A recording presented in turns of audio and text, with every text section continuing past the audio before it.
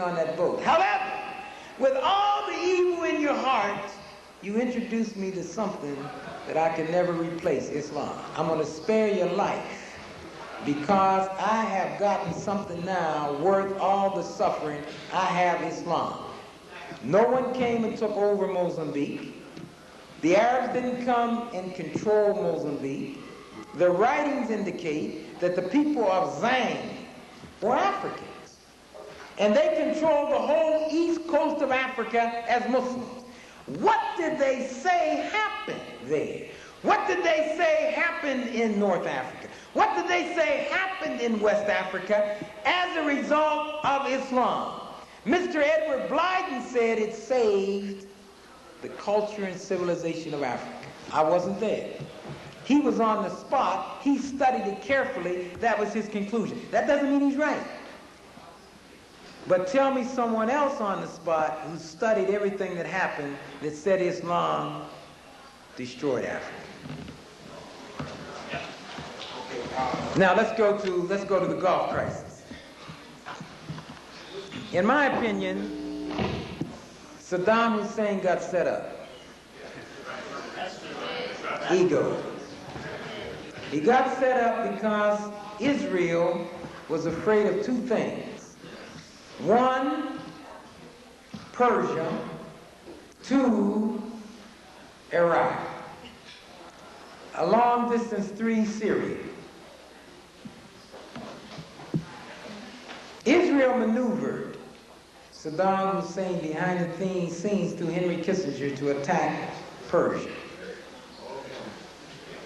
And then through a bank in Atlanta, Georgia, owned by the Italians, the Italian government, they financed all the imports and foods from the United States to Iraq to try to get Saddam Hussein to believe that America would back anything he wanted to do. Who was the advisor of that bank in Georgia? Henry Kissinger and Associates. Saddam Hussein invaded Kuwait. The day before he invaded, he talked to the American ambassador, Glaspie. And he said to her, I got a problem with Kuwait. I'm thinking about making a move. She said, we don't have anything to do with anything you do. That night, Saddam Hussein marched. Saddam Hussein had promised money to Yemen 2 years ago. To Mubarak 2 years ago. He told him he was going to take Kuwait and they would split up the money among them if they would back his play. And he knew Egypt wouldn't back the play because the United States was controlling him. So he said, just remain neutral, and he sent Mubarak $25 million. How do I know that? It was announced on television in Egypt by Mubarak. Saddam Hussein was going to take Saudi Arabia to consolidate all the oil in one hand, his hand. Now I want to know what Saddam Hussein would have done with the money. If you take the amount of money that Kuwait is giving to Africa, Saudi Arabia is giving to Africa, and Iraq is giving to Africa, Iraq is last. Iraq gives Africa virtually nothing but conversation. There is a history of antagonism by the African Iraqis and the northern Turkish Iraqis that has been simmering for years. There was a major riot where the Africans took over Baghdad in the 9th century. When Saddam Hussein made an analogy about how he was going to win the war, what analogy did he use? He said it's going to be just like Abraha, the king of Ethiopia in the year of the elephants. Ask any Sudanese about Saddam Hussein. But we were told he got to be right because he's bucking America. That's how we judge our friends. If they don't like America, they got to be right. If Gaddafi don't like America, they got to be right. We don't want to hear anything else.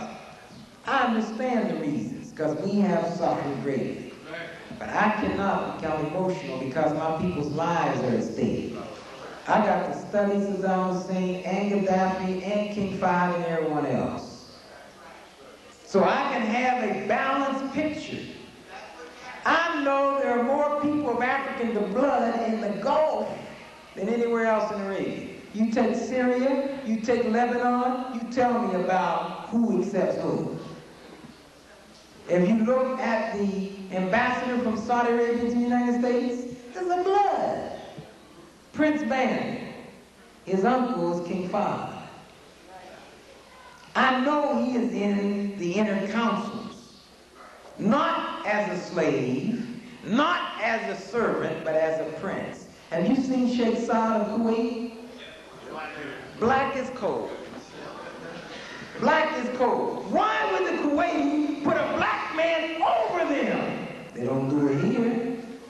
Saddam doesn't do it. The Lebanese don't do it.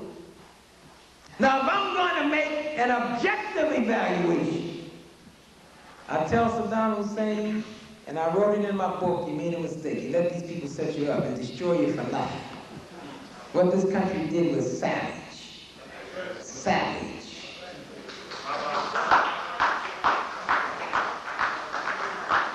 This country would never think about Israel the way they did about any third world country. When they invaded Grenada, when they invaded Panama, when they invaded Iraq, they said they were invading Iraq because of the UN resolutions. There are UN resolutions against Israel.